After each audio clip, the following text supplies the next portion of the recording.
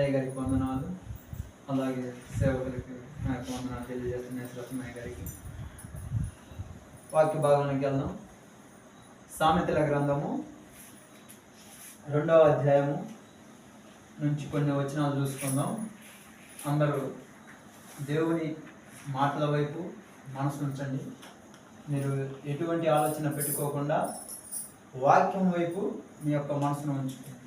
ఎందుకంటే మనము స్థిరంగా ఉండాలంటే మనకు కావాల్సింది దేవుని యొక్క మాటలు. ఆ మాటలు మనకి ఎక్కడ దొరుకుతాయి? పరిశుద్ధ గ్రంథమైన బైబిల్లో మనకు ఆ మాటలు దొరుకుతాయి. అందుకని మొదటిగా మనం ఏం చేయాలా? దేవుని మాటల వైపు మనం మనసు ఉంచుకోవాలి. మన మనసును ఎక్కడో ఉంచుకొని మనం ఇక్కడ కూర్చుంటే దేవుని మాట్లాడేది మన హృదయంలోకి వెళ్ళరు. మొదటికి మనము దేవుని యొక్క మాటల వైపు మన హృదయాలు ఉంచాలని ప్రభు పేట మనం చేస్తున్నాం. వాక్య భాగంలోకి వెళ్దాం, చదువుకుందాం. సామెతల గ్రంథము 2వ అధ్యాయం 1 నుంచి కొన్ని వచనాలు చదివిన తర్వాత నేను వివరిస్తాను. నా కుమారుడా, నీవు నా మాటలను అంగీకరించి నా ఆజ్ఞలను నీ యొద్ద దాచుకునే ఎడల, జ్ఞానమునకు నీ చెవియొగ్గి హృదయపూర్వకంగా వివేచనను అభ్యసించిన ఎడల, తెలివికై మొరపెట్టిన ఎడల, వివేచనకై మనవి చేసిన ఎడల, వెండిని వెదకినట్లు దానిని వెదకిన ఎడల, దాచబడిన ధనమును వెదకినట్లు దానిని వెదకిన ఎడల, యెహోవా యందు భయభక్తులు కలిగి ఉండుట ఎట్టిదో నీవు గ్రహించదవు. దేవుని గురించిన విజ్ఞానము నీకు లభించును. ఇక్కడ దేవుడు జ్ఞానం గురించి మనకు తెలియపరుస్తున్న మాటలు. ఆనాడు సొలొమోను గారికి ఎటువంటి జ్ఞానాన్ని దయచేసిండో, ఆ యొక్క జ్ఞానాన్ని బట్టి దేవుడు ఎటువంటి జ్ఞానాన్ని ఇచ్చిండో, మనం ఆ జ్ఞానాన్ని ఏ విధంగా ఉపయోగించుకోవాలో ఇక్కడ తెలియపరుస్తున్న దేవుని మాటలు. మనము జ్ఞానాన్ని పొందుకుంటున్నాం, కానీ ఆ పొందుకున్న జ్ఞానాన్ని విడిచిపెట్టడానికి కూడా మనకు కొన్ని దేవుడు సూచిస్తుంది. ఎందుకంటే వాటిని ఏ రకంగా మనం మన హృదయాల్లో వాటిని బలపరుచుకోవాలో తెలియపరుస్తున్న మాటలు. మొదటిగా ఏం చెప్తుండు? ఆయన యొక్క ఆజ్ఞలను నీ యొద్ద దాచుకునే ఎడల, అంటే దేవుని యొక్క మాటలను మన హృదయాల్లో దాచుకునే మనం ఏమవుతామని చెప్తుండు? జ్ఞానము నీకు చెవియొగ్గి హృదయపూర్వకంగా వివేచన అభ్యసించుము. మన యొక్క ఆలోచన హృదయపూర్వకంగా వివేచన కలిగి, మంచి మనసు కలిగి మనము ఆలోచించుకోవాలి. వేటిని? దేవుని యొక్క మాటలను జ్ఞాపకం చేసుకోవాలా. దేవుని యొక్క హృదయాన్ని కలిగి మనము జీవించడానికి దేవుడు ఆ యొక్క ఆలోచన మనకి ఎందుకు ఇచ్చిందని మనం మొదటిగా గ్రహించుకోగలగాలి. అలాగే కింద ఏమని చెప్తుండు? తెలివికై మొరపెట్టిన ఎడల, వివేచనకై మనవి చేసిన ఎడల, వెంటనే వెదకినట్లు దానిని వెదికిన ఎడల, దాచబడిన ధనము వెదికినట్లు దానిని వెదికిన ఎడల, యెహోవా యందు భయభక్తులు కలిగి ఉండుట ఎట్టిదో నీవు గ్రహించుదు. మనం దేవుని యందు భయభక్తులు కలిగి ఉండడానికి కావాల్సిన గ్రహింపు మనకు ఏవిస్తాయి? మనము దేవుని మాటలను గ్రహించుకోవడం కావాలంటే మనకు ఏం కావాలి? మనకు జ్ఞానం కావాలి. ఆ జ్ఞానం ఎక్కడి నుంచి వస్తుంది? దేవుడి నుంచి వస్తుంది. ఆ జ్ఞానాన్ని మనం పొందుకోవాలంటే దేవుడి దగ్గర మొరపెట్టుకోవాలా. మొరపెట్టుకున్న తర్వాత దేవుడు ఆ జ్ఞానాన్ని ఇచ్చిండు. మరి ఆ తెలివిని, జ్ఞానాన్ని వెదకి మనము ఆ యొక్క తెలివిని, జ్ఞానం కోసం దేవుని యందు భయభక్తులు కలిగి జీవిస్తున్నామా? అవి ఎలా ఉంటాయంటే దాచబడిన ధననిధి వలె ఉంటాయని చెప్తున్నాడు. మనము ఒక వెండిని వెదకడానికి మనము ఎన్నో ఆలోచనలు చేస్తాం. ఒక వెండి కావాలంటే, ఒక బంగారం కావాలంటే, లేకపోతే మనకు ఏదన్నా కానీ మనకు కావాల్సిన దానికి కావాలంటే మనం ఏం చేస్తాం? ఎన్నో ఆలోచనలు చేస్తాం. కానీ ఇక్కడ దేవుని యందు భయభక్తులు కలిగి వీటిని వెతికినట్లు మనము జ్ఞానాన్ని వెతకండి, తెలివిని వెతకండి, ఇంకా వివేచనను వెతకండి. వాటిని వెతికి దేవుని యందు భయభక్తులు కలిగి జీవించమని దేవుని యొక్క మాటలు ఇక్కడ మనకు తెలియపరుస్తుంది. మరి మనం దేవుని జ్ఞానాన్ని పొందుకున్నాం, మనము దేవుని జ్ఞానాన్ని పొందుకున్నాం, తెలివిని పొందుకున్నాం, బుద్ధిని పొందుకున్నాం. మరి మనం వేటిని అనుసరించి మనం నడుస్తున్నాం? మన జ్ఞానాన్ని బట్టి మనం నడుచుకుంటున్నామా? మన బుద్ధిని బట్టి మనం నడుచుకుంటున్నామా? మన వివేచన, మనకు కలిగే ఆలోచనలు కానీ మనకు కలిగే ప్రతి దాన్ని బట్టి మనము నడుచుకుంటున్నాం. మన బుద్ధిని బట్టి మన ఆలోచన బట్టి నడుచుకుంటే అది వ్యర్థమే. కేవలం మనం దేన్ని బట్టి నడుచుకోవాలా?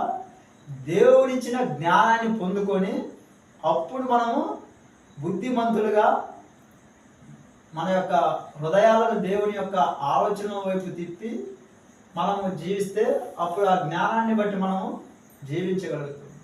దేవుడిచ్చిన జ్ఞానాన్ని మనం వదిలేస్తే తర్వాత కింద ఏమవుతుందో కూడా కింద దేవుడు స్పష్టంగా తెలియపరుస్తున్నాడు. యెహోవాయే జ్ఞానం ఇచ్చువాడు, తెలివియు వివేచనయు ఆయన నోట నుండి వచ్చును. ఆయన యథార్థవంతులను వర్ధిల్ల చేయును. యుక్త మార్గము తప్పక నడుచుకుని వారికి ఆయన కేడెముగా ఉన్నాడు. ఇక్కడ ఏమని చెప్తుండు? యథార్థవంతులు వర్ధిల్ల చేస్తారు. ఎవరు? దేవుడు. యుక్త మార్గం అంటే మంచి మార్గంలో నడిపిస్తాడు. కానీ మనము యథార్థవంతులుగా జీవించగలగాలి. మొదటిగా జ్ఞానాన్ని పొందుకోవాలా, తర్వాత యథార్థవంతులుగా జీవించాలా. అప్పుడే దేవుడు మనకు మనం ఏదైతే అడుగుతామో వాటిని అనుగ్రహిస్తాడు. అప్పటి వరకు మనము దేవుడిని అడుగుతున్నా కానీ ఏమవుతాయి? వస్తుంటాయి, పోతుంటాయి. దేవుడు ఇస్తాడు, కానీ మనకు జ్ఞానం లేకుండా, బుద్ధి లేకుండా, మనం వివేచన లేకుండా వాటిని పొందుకోవడానికి అర్హంగా ఉంటుంది. వాటిని పొందుకోవడానికి మనకేం కావాలా? దేవుడిచ్చిన జ్ఞానాన్ని మనము అక్కడ ప్రవర్తించాలి. ఆ జ్ఞానం చెప్తున్నాడు. ఆడ పై మాటలో చెప్తున్నాడు. ఏమని చెప్తుండు? నా కుమారుడా, నీ మాటలను అంగీకరించి నా ఆజ్ఞలని యొద్ద దాచుకుని నేడల. ఇక్కడ ఈ మొత్తం పొందుకోవాలంటే మనకేం కావాలా? దేవుని యొక్క ఆజ్ఞలను మనము దాచుకొని వాటి ప్రకారం నడుచుకున్నప్పుడు దేవుడు మనకేమిస్తాడు? సమస్తాన్ని ఇస్తాడు. ఇక్కడ కానీ మనం ఏం చేస్తున్నాం? దేవుడిచ్చిన జ్ఞానాన్ని వదిలేస్తున్నాం, దేవుడిచ్చిన బుద్ధిని వదిలేస్తున్నాం, దేవుడిచ్చిన వివేకాన్ని, ఆలోచనను మొత్తాన్ని వదిలేస్తున్నాం. ఈ మొత్తానికి వదిలేయడానికి కారణం ఏంది? మనము దేవుని ఆజ్ఞను పాటించలేదు అనే ఒక అర్థం. దేవుని ఆజ్ఞను పాటిస్తే వీటంటనే మనలో స్థిరంగా ఉంచుకుంటాం. కానీ దేవుని మాటల ఆజ్ఞను మనం అతిక్రమించినప్పుడు ఏమవుతాం? దేవుడి నుంచి తొలగిపోతాం. మరి వీటిని తొలగిపోకుండా మనం ఉంచుకోవాలంటే ఏం చేయాలా? యుక్త మార్గంలో నడవాలి, మంచి మార్గంలో. అప్పుడు దేవుడు ఏమవుతాడు? మనకు కేడెమగా ఉంటుంది. కేడెమగా అంటే మనము ఒక స్థితిలో నుంచి ఇంకో స్థితిలోకి నడిపించేవాడిగా, లేదంటే ఎవరికైనా ఒక ఇబ్బంది ఉన్నప్పుడు ఆదుకునే వారిని ఏమంటాం? మనము వారికి ఏదో ఒక పేరు పెడతాం. అలా విధంగానే దేవుడు మనం ఆదుకుంటున్నాడు కాబట్టి మనకు ఆయన కేడెంగా ఉంటాడు. మరి మనము ఆయనకు మన కేడెంగా ఉన్నా కానీ మనం ఏం చేస్తాం? ఆయన వదిలేసి మనము మన సొంత పనుల ద్వారా దేవుడి కార్యాలను చూడాలనుకుంటాం. అవి అసాధ్యం. మన సొంతగా ఏ కార్యము చేయలేవు. ప్రతిదీ దేవుడి దగ్గర నుంచి పొందుకోవాల్సిందే. పొందుకున్న దానికి మనము దేవుడికి కృతజ్ఞతాస్తుతులు చెల్లించాలి. పొందుకున్న మేలులో దేనిని మనము మర్చిపోకూడదు. ఎందుకంటే అవి ఎవరి దగ్గర నుంచి వస్తున్నాయి, ఏ విధంగా వస్తున్నాయి మనము తెలుసుకున్న తర్వాత కూడా మనము దేవుడిని ఆయనకు చెందవలసిన కృతజ్ఞతాస్తుతులు మనం చెల్లించకుండా మన హృదయాలను ఎవరో ఈ లోకంలో ఇచ్చిండనో లేకుంటే ఎవరో సహాయం చేసిండనో వారిని పొగడకూడదు. వారి కేవలం దేవుడిచ్చిన మంచి మనసును బట్టి మనకు సహాయం చేసి ఉంటుంది. వారి వరకు మనం ప్రార్థించవచ్చు, వారిని మనము మంచివారిగా ఎన్నుకోవచ్చు. కానీ వారి నాకు సహాయకుడు, వారి నాకు సమస్తమని ఎప్పుడు అనుకోకూడదు. ఎందుకంటే అది వ్యర్థమైన ఆలోచన. వాళ్ళు సహాయం చేస్తారు, ఎవరికైనా ప్రతి ఒక్కరు సహాయం చేస్తారు. కానీ ఆ సహాయం రావడానికి ముందుగా ఎవరు? దేవుడు మనకి కృప చూపిస్తుంది. అందుకని మనం ఏం చేయాలి? ముందుగా దేవునికి కృతజ్ఞతాస్తుతులు చెల్లించాలి. ఇక్కడ కింద ఏమని చెప్తుందంటే, న్యాయము తప్పిపోకుండా ఆయన కనిపెట్టును, తన భక్తుల ప్రవర్తనను ఆయన కాచును. న్యాయం తప్పిపోకుండా దేవుడు మనం ఏం చేస్తాడు? కనిపెడుతూ ఉంటాడు. ఇంకా ఏం చేస్తాడంటాడు? ఆయన మనము కాస్తాడని చెప్తున్నాడు. అంటే మనం ఎక్కడ మనం ప్రవర్తన తప్పిపోతూ అక్కడ నా బిడ్డలు తప్పిపోతుంది, వారిని ఆ యొక్క ప్రవర్తనలో పెట్టాలని దేవుడు మనల్ని పిలుస్తూ ఉంటాడు. కానీ మనం ఏం చేస్తాం? మన యొక్క సొంత ప్రయోజనాల కోసం దేవుడిని దూరం చేస్తూనే ఉంటాం. కానీ ఆయన కాపుదలలో మనము ఉండం. ఆయన కాపుదలలో ఉండాలంటే మొదటిగా మనం ఏముండాలా? పైన చెప్పిన రీతిగా ఆయన యొక్క ఆజ్ఞలు, ఆయన యొక్క మాటలు మనము హృదయంలో ఉంచుకోవాలా. ఆయన యందు భయభక్తులు కలిగి మనం ప్రవర్తించే వారిగా ఉండాలి. మన ప్రవర్తన బట్టి ఆయన మనల్ని కాస్తాడని చెప్తుంది. మనము ఈ ప్రవర్తన అనేది చాలా ముఖ్యం. ఎందుకంటే ఒక చెడు పని కాడికి వెళ్ళిన తర్వాత దేవుడు అక్కడ మనతో ఉండడు. అప్పుడు ఆయన కాపుదల ఏమవుద్ది, మనకు దూరం అయిపోయింది. ఒక మంచి పని దగ్గర వచ్చినప్పుడు ఏమవుద్ది, దేవుడు మనకు దగ్గర అవ్వడు. మరి చెడు పని దగ్గరకు వచ్చినప్పుడు దేవుడు ఎందుకు రాలేదంటే, దేవుడు చెడుకు కారకుడు కాదు, మనము చెడుకు కారకుడు. అందుకని మనం ఏమయ్యాలా, మంచి ప్రవర్తన కలిగి దేవుడికి దగ్గరగా దేవుడు మనకు కాచేవాడిగా ఉండాలి. మనం చెడు కార్యాన్ని కలిగి వెళ్తే దేవుడు చెడు కార్యానికి కారకుడు కాదు. మనం ఒక విగ్రహాల దగ్గరికి వెళ్ళినప్పుడు దేవుడు అక్కడ ఉండడు. దానికి కారణం ఎవరు, మనం. చెడు చేస్తుంది ఎవరు, మనం. కానీ ఒక మంచి ప్రవర్తన ఇచ్చినప్పుడు దేవుడు అక్కడ ఇంకా మంచి కార్యాలు జరిగిస్తాడు. దానికి కారణం ఎవరు, దేవుడు. ఇక్కడ రెండుని చేసేది ఎవరు, మనమే. చెడు చేస్తున్నాం, మంచి చేస్తున్నాం. కానీ దేవుడు ఏం చేస్తుండు, ఒక్క మంచి పనే చేస్తున్నాడు, ఆయన చెడు పని చేయడు.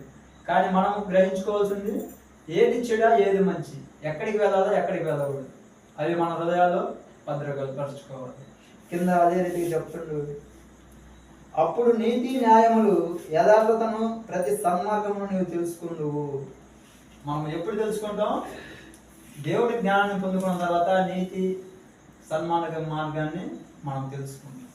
మరి మనం ఆ మార్గాన్ని తెలుసుకునే వారిగా ఉంటున్నామా, ఆ మార్గంలో పోయేవారిగా ఉంటున్నామా?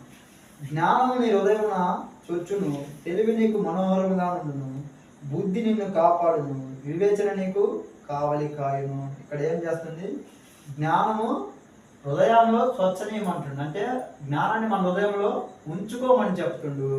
ఇక్కడ తెలివి నీకు మనోహరంగా, అంటే ఎంతో మనోహరంగా, మనం ఆనందంగా సంతోషంగా ఉన్నప్పుడు ఏ రకం ఉండదో అలా ఉంచుకోమని చెప్తుండు. కానీ మనము ఏ రీతిగా ఉంటున్నాము, అదే విధంగా కింద ఏం చెప్తుండు, బుద్ధి నిన్ను కాపాడును, వివేచన నీకు కావాలి కాయను.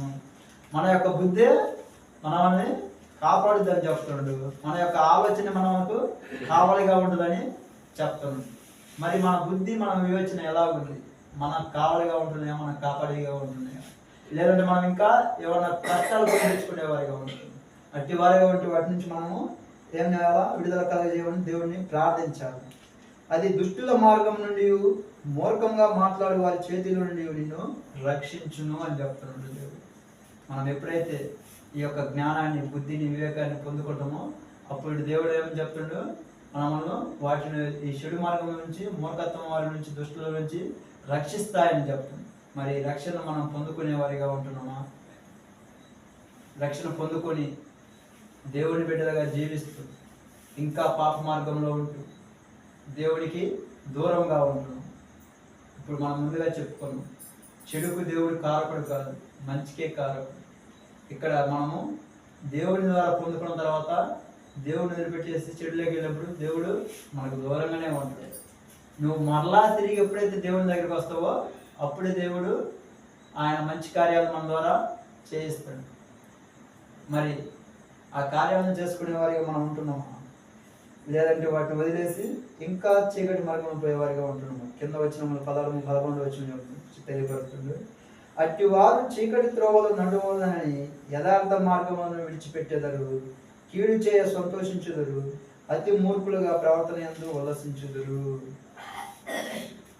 ఏమని చెప్తుంది ఇక్కడ, మన యొక్క మార్గాలు, మనం చేస్తున్న ప్రతి పనిని ఒక మంచి వ్యక్తిగా జీవిస్తున్న వ్యక్తి ఇక్కడ ఏమని చెప్తుండే, చీకటి త్రోవలు నడవాలని యథార్థ మార్గమును విడిచిపెడుతున్నాడు అని చెప్తున్నాడు.